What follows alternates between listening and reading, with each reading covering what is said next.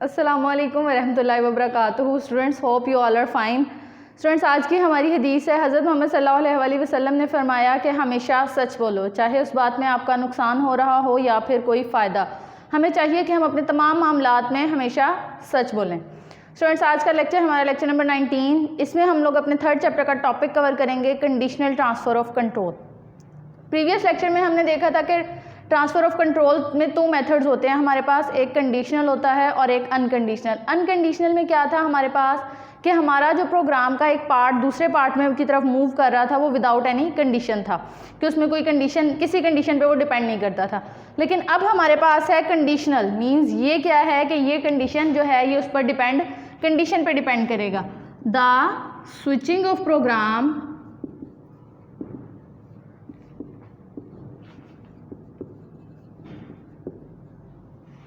from one part to another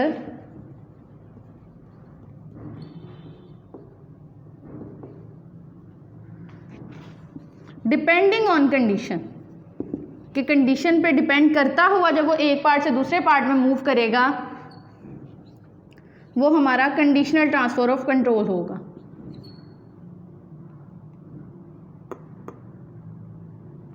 same इसमें भी यही है कि ये एक से या एक से ज़्यादा कंडीशंस को जो है, स्टेटमेंट्स को वो स्किप करता है और देन नेक्स्ट पार्ट की तरफ मूव कर जाता है।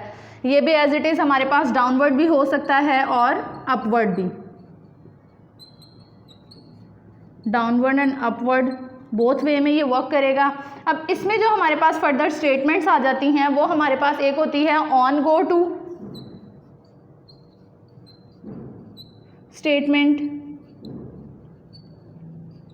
and the second one is on error go to।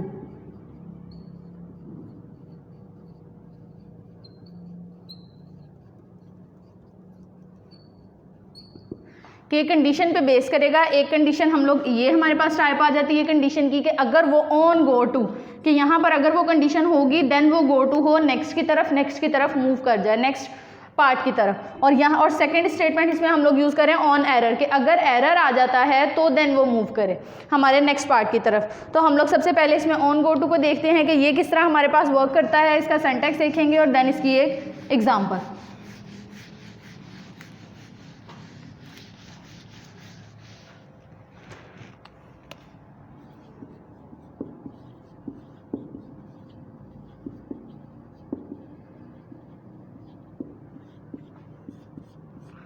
On go to जो हमारे पास है ये हमारे पास एक पार्ट से दूसरे पार्ट में मूव करता है जब इसमें हमारे पास कोई एक, हम इसको कंडीशन दे देते हैं। इस ऑन गो टू को हम लोग मल्टी ब्रांचिंग स्टेटमेंट भी बोलते हैं। इसका जो अदर नेम है वो मल्टीपल ब्रांचिंग स्टेटमेंट भी है।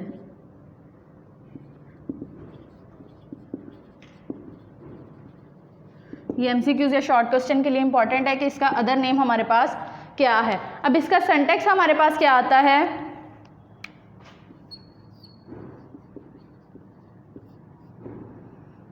ऑन, फर्स्ट वर्ड पहले हम लोग ऑन लिखेंगे, उसके बाद हमारे पास वेरिएबल या एक्सप्रेशन आएगा कोई भी, कि जिसके ऊपर बेस करते हुए हम लोगों ने मूव करना है, एक्सप्रेशन, देन गो टू, और उसके बाद हम लोग स्टेटमेंट इसमें लिखेंगे।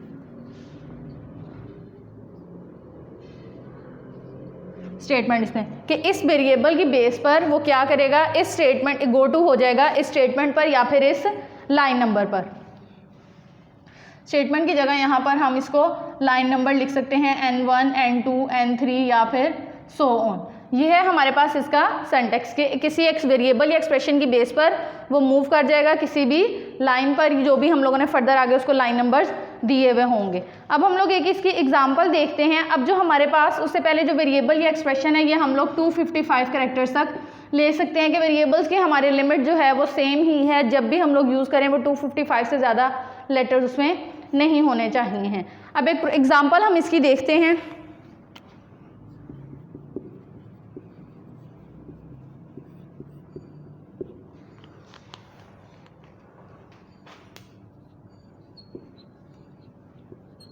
सबसे पहले हमने अपनी स्क्रीन क्लियर करवाई है, उसके बाद हमें कुछ वैल्यूज़ चाहिए। इनपुट एक्स एंड वाई, हमने दो वैल्यूज़ इनपुट करवाई हैं। देन हम लोग क्या कह रहे हैं, हमने कोई चॉइस एंटर करवानी है यूज़र से, ये भी हमारे पास इनपुट होगी, सॉरी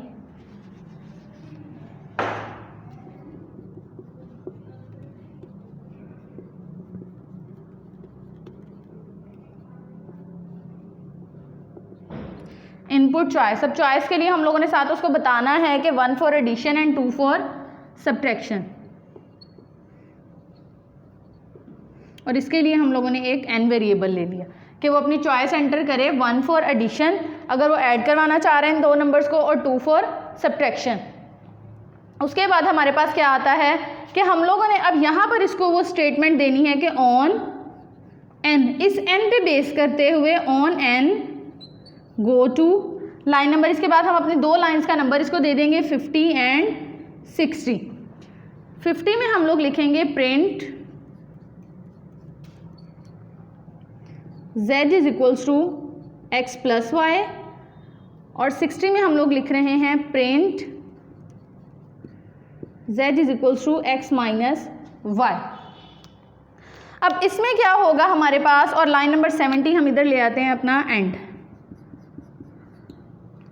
कि सबसे पहले वो क्या हुआ, लाइन नंबर 10 पर आया, उसने प्रोग्राम की स्क्रीन को क्लियर करवाया, उसके बाद 20 इनपुट x एंड y, दो वेरिएबल्स उसने इनपुट करवाए हैं। थर्ड में आकर हमने यूज़र से उसकी चॉइस एंटर करवाई है कि वो 1 में ऐड करना चाह रहा है या सब्ट्रैक्ट करना चाह रहा है, उसके लिए हमने एक n नेम का वेरिएबल लिया।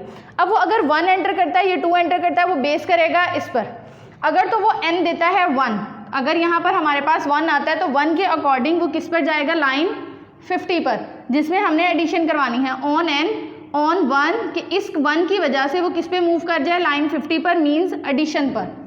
अगर वो यहाँ पर सब्ट्रैक्शन के लिए 2 देता है, n हमारे पास 2 अगर आ जाता है, लेट्स सपोज 1 नहीं है, n हमारे पास 2 आ रहा है, तो 2 को देखते हुए वो क्या करेगा, इसके ऊपर आएगा 60 पर, on n on 2 go to 60, तो वो क्या होगा 60 पे मूव कर जाएगा और वो हमें उसका सब्ट्रैक्शन का रिजल्ट शो करवाएगा।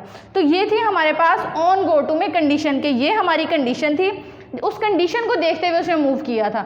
जबकि जस्ट गो टू में क्या था कि हमारे पास कोई कंडीशन नहीं थी, हम just go to line number आगे देते थे और विदाउट एनी कंडीशन वो उस पर लाइन पे मूव कर जाता था। यहाँ पे हमारे पास एक कंडीशन थी। इसके बाद स्टूडेंट्स हमारे पास आता है ऑन एरर गो टू। अब ऑन गो टू में हमारे पास कंडीशन थी, लेकिन ऑन एरर में क्या होगा हमारे पास कि हमारे पास एक एरर आ रहा होगा, उस एरर की वजह से हम लोग जो है अपनी नेक्स्ट पार्ट में मूव करेंगे।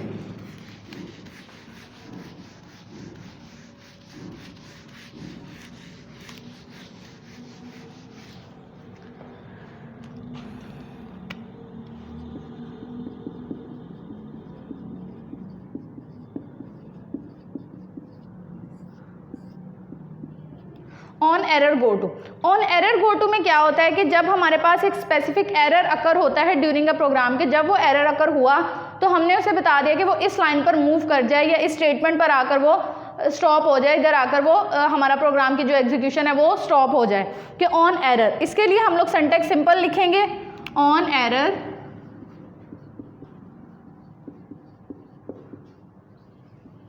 गो टू लाइन नंबर, कि अगर हमारे पास एरर आ रहा है तो वो उस लाइन पर मूव कर जाए जो भी हम लोग इसको स्पेसिफिक कोई एक लाइन नंबर दे रहे हैं। इसके लिए हम लोग एग्जांपल एक देख लेते हैं। हमारे पास एक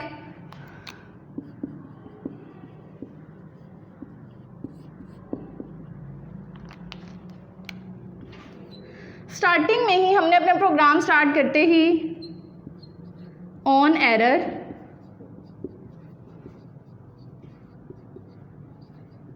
गो टू, स्टार्ट में ही हमने ये लाइन लिख दी है कि अगर हमारे पास एरर आता है तो वो किस लाइन पे मूव करेगा। अभी हम जिस भी लाइन में अपने एरर को डिस्प्ले करवाना चाह रहे हैं, बाद में हम यहाँ पे वो लाइन नंबर लिख देंगे, उसके लिए हमने यहाँ पे इधर स्पेस। उसके बाद लाइन 30 पे हम लोग कर रहे हैं कि r is equals to n divided by 0।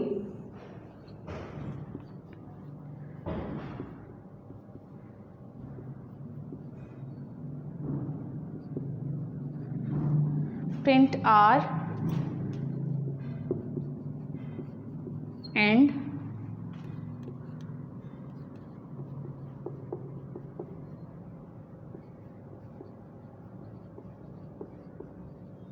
Error and line 70 पे हमारा एंड कर दिया। अब एंड की स्टेटमेंट हमने लाइन 60 पे दी थी, तो इधर हम लोगों ने लिख देना है लाइन नंबर 60।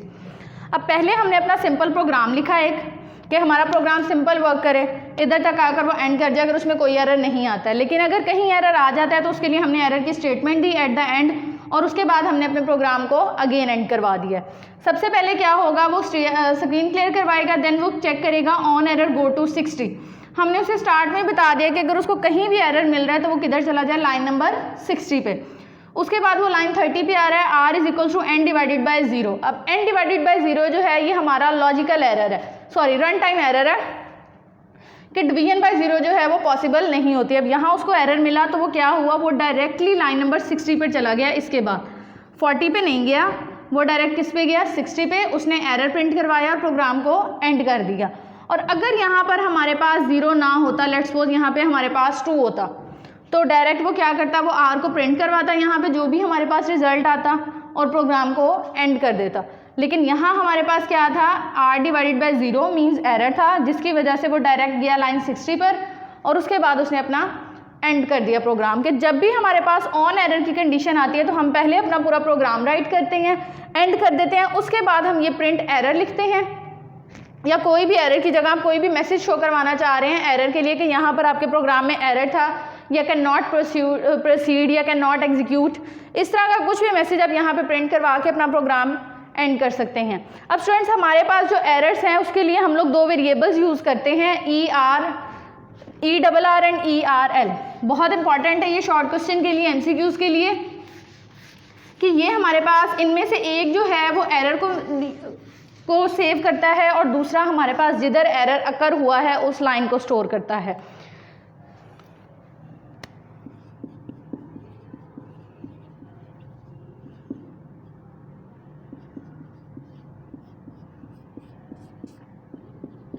ये 2 वेरिएबल्स हैं हमारे पास, इनको हम लोग रिजर्व वर्ड्स भी बोलते हैं।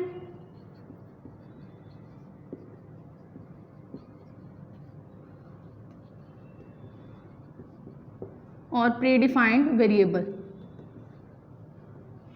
कि इनके मीनिंग्स पहले से डिफाइन है। अब हमारे पास जितने भी एरर अकर होते हैं, हर एरर का एक यूनिक कोड होता है।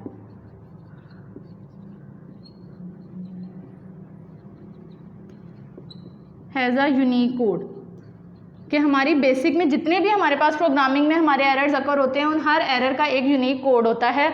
उन कोड्स को और उस लाइन को, कोड को सेव करने के लिए और उन वेरिएबल्स को सेव करने के लिए हम लोग ये वाले वेरिएबल्स जो हैं वो यूज़ करते हैं। The error of a code, के जो हमारे एरर का कोड होता है वो किस वेरिएबल में स्टोर होता है, ERR में। Error of code, sorry code of error, इसको the error of the code, ठीक है, yes. Code of the error जो हमारा होता है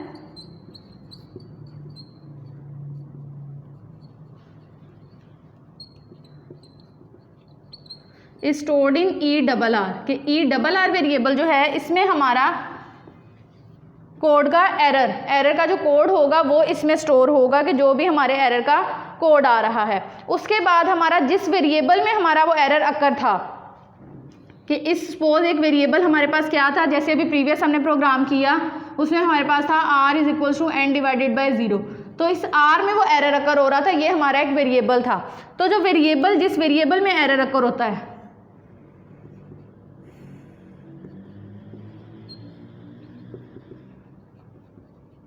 store the variable in which error अकर,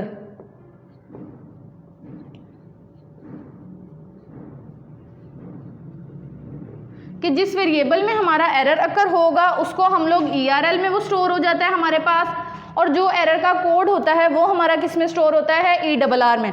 इनको हम लोग रिजर्व वर्ड्स भी बोलते हैं। ये हमारे वेरिएबल्स हैं और हर कोड एरर का एक यूनिक कोड होता है। स्टूडेंट्स ये बहुत इंपॉर्टेंट है शॉर्ट क्वेश्चंस के लिए, इसमें आपके MCQs भी बहुत ज़्यादा बन जाते हैं कि ERL किस लिए यूज़ हो रहा है, ERR किस लिए यूज़ हो रहा है, ये रिजर्व वर्ड्स हैं या फिर इनका जो डिफरेंस इनमें क्या है, ये आपसे डिफाइन पूछ सकता है, वो ERL और ERR क्या है। स्टूडेंट्स इधर तक हमारा जो था वो conditional transfer of control complete हो गया है। दोनों टाइप्स हमारी कवर हो गई हैं ट्रांसफ़र ऑफ कंट्रोल की। प्रीवियस लेक्चर में हमने अनकंडीशनल किया था और इस लेक्चर में हमने कंडीशनल किया है। अब नेक्स्ट जो है वो हम लोग अपने मूव करेंगे अपने सीक्वेंस की तरफ। सिलेक्शन सीक्वेंस हमारा हो गया। नेक्स्ट हम लोग देखेंगे हम लोग अपना सिलेक्शन स्ट्रक्चर कैसे है हमारा और लूप स्ट्रक्चर जो है वो कैसे यूज़ हो रहा है। जज़ाकल्लाह खैरा।